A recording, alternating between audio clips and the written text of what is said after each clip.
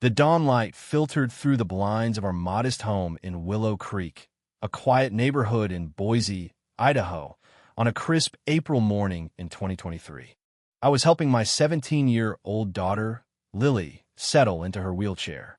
Her spina bifida made every movement a challenge, but her spirit burned brighter than the sunrise. Today was a big day. Her passport had arrived, the key to our long-planned trip to Rome, a dream she'd nurtured since she was 13.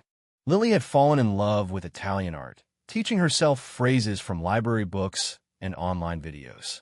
Her speech, sometimes halting from her condition, transformed when she spoke Italian, each word flowing with a grace that lit up her face. "Dad, do you think the Colosseum is as grand as they say?" she asked, her voice soft but brimming with hope. "Grander, Lily," I said, tucking her passport into a folder with our travel plans. "In 4 months, we'll see it together." As we prepared to head to her therapy session, I spotted our neighbor, Margaret Voss, standing at the edge of our driveway. Margaret, the HOA president of Willow Creek, was a force of nature, polished, commanding, and relentless in her pursuit of neighborhood standards. Her sharp gaze and perpetual frown made her the most intimidating figure in our community. "Mr. Harper," she called, her tone cutting through the morning air. "We need to talk." I braced myself. Since we'd moved here 3 years ago, Margaret had made our lives a battlefield.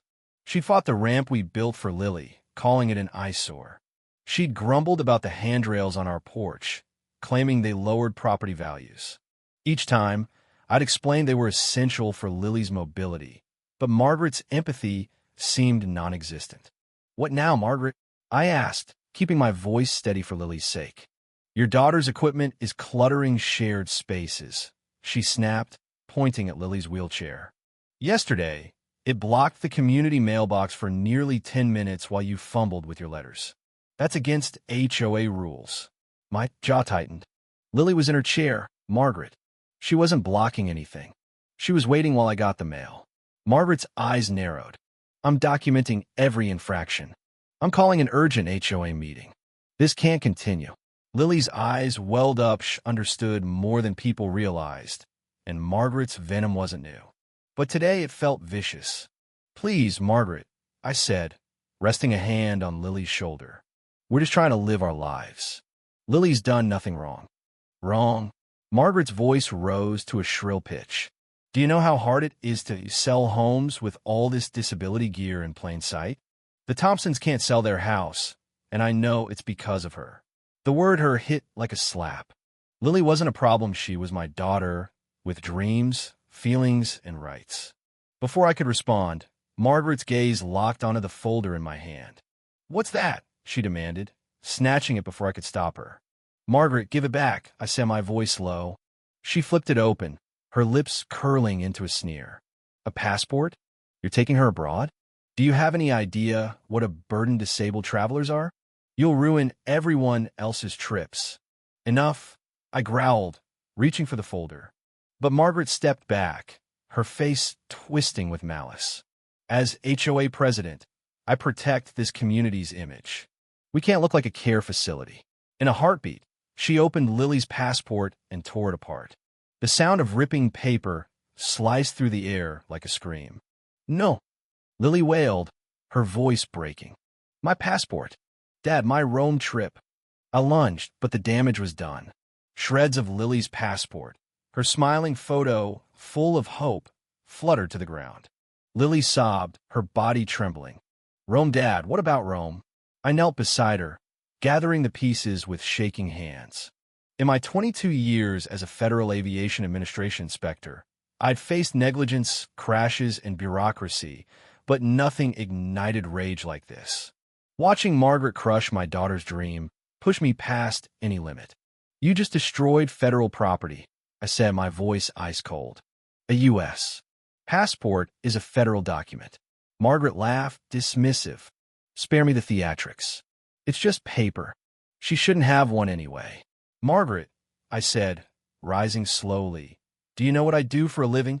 She smirked. "Some government desk job, I bet." "I'm an FAA inspector," I replied, my tone steady but lethal.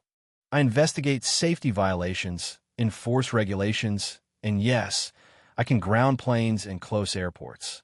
I know every aviation law, every ADA requirement, every federal statute on disability discrimination. And I'm very good at my job. For the first time, uncertainty flickered in her eyes, but she doubled down. This isn't about planes.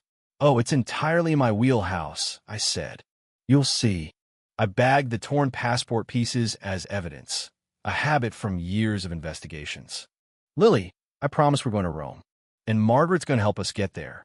Over the next week, I dove into action with the precision of an FAA audit. I filed a police report for destruction of federal property and alerted the State Department. Then I dug deeper. Margaret's late husband had left her a fortune, including their home and several rental properties. She'd weaponized her HOA role to boost her investments, targeting anyone who didn't fit her vision of perfect. My research uncovered a pattern. Margaret had violated federal fair housing laws, pressuring families with disabilities to leave, rejecting accessibility requests, and steering buyers away from problem neighbors. Her emails to a realtor instructing them to avoid families with disabilities were a federal crime. While I built my case, Lily struggled. The torn passport had shattered her confidence. She stopped practicing Italian, barely ate, and stared out her window where her dreams had been destroyed. Dad, she whispered one night, maybe Margaret's right. Maybe I'm a burden. My heart splintered. Lily, you're not a burden. You're my daughter, perfect as you are. Margaret was wrong, and she'll face consequences. We're going to Rome, I swear. 2 weeks later, I struck. I'd coordinated with the DOJ's Civil Rights Division, HUD, and the local DA. I'd also connected with 3 other families Margaret had harassed. Federal marshals raided her home, seizing her devices and HOA records.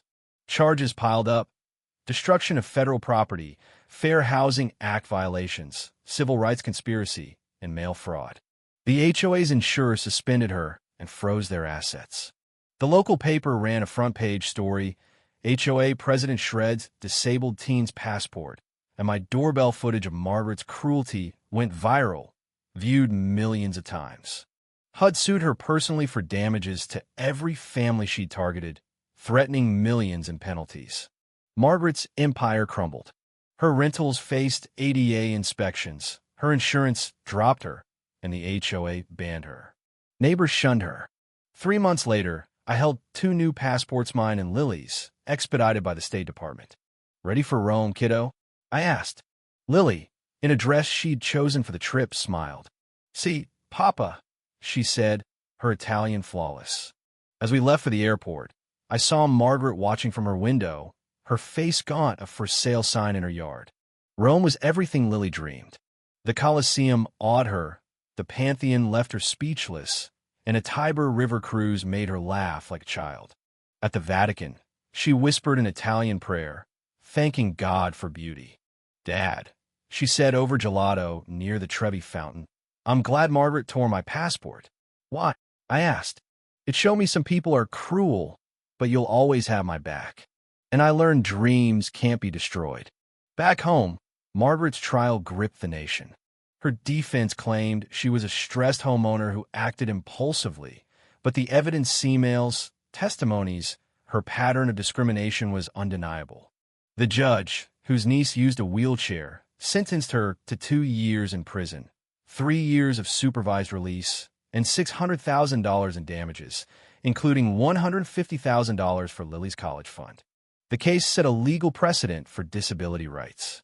6 months later, Lily thrived in her senior year, accepted into an Italian immersion program with plans to study global diplomacy. Dad, she said one evening, I feel bad for Margaret. She was so angry, she missed out on so much. I marveled at her compassion. You're a better person than me, Lily. She shook her head.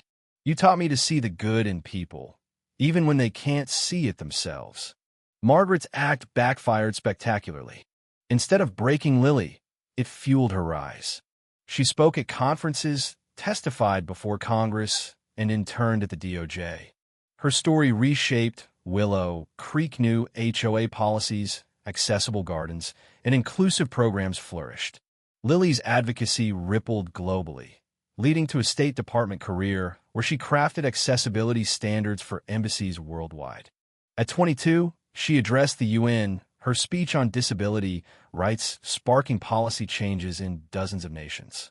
Boise declared Lily Harper Day, celebrating her in the park where Margaret once scorned her. Years later, Lily married Ethan, a diplomat with a prosthetic leg, in that same community garden. Their vows in English, Italian, and ASL vowed mutual growth over completion. Now, Lily's pregnant with a daughter she'll name Grace, still advising on global disability policy. Margaret died last month in a small Oregon town volunteering at a disability center. Her final letter to Lily, with a donation to Lily's foundation, thanked her for showing redemption was possible. Lily placed it beside her torn passport pieces, a reminder of unbreakable dreams. From hate to healing, Lily's journey proves love outshines cruelty, and the human spirit soars against all odds. What do you think? Did Margaret deserve redemption, or should she have faced harsher consequences? Should Lily have responded to her final letter? Comment below, like, and subscribe for more stories that spark debate.